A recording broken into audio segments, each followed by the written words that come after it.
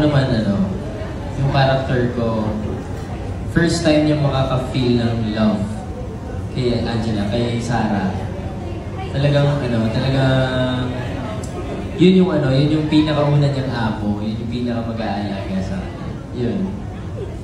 I love it! Pinakauna niyang amo, pinakaunang mag-aalaga sa character ni Robin. We love hearing that. Very interesting. Di po ba? So, guys, ano ba yung mga binabasa nyo leading up to this, di ba? Sabi nyo nga, rigid yung preparation nyo leading up to this very first ultra mega project of yours. So ano yung mga workshops, binabasa nyo? Anything special to get into character? We want to know. Oh. Of course, boss, since this is an adaptation, we don't want it to be super copy-paste. We want our own flair, flavor. So, our preparation po is that we're working on our acting kasi hindi na po siya madali. And iba pong klase yung ginagawa namin pag-workshop dito. Of course, still with Miss Ana Calero.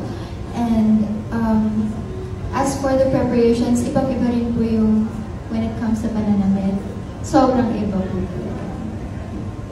Ako, sobrang dami kong binasa, sobrang dami kong pinanood na iba't ibang serye, iba't ibang movie para maging isang wolf, di ba?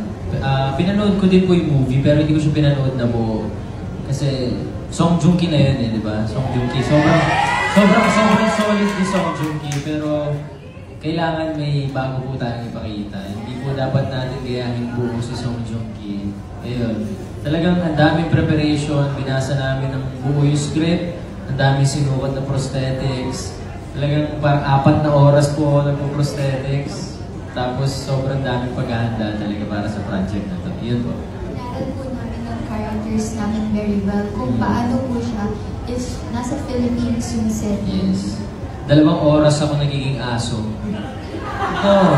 Diretso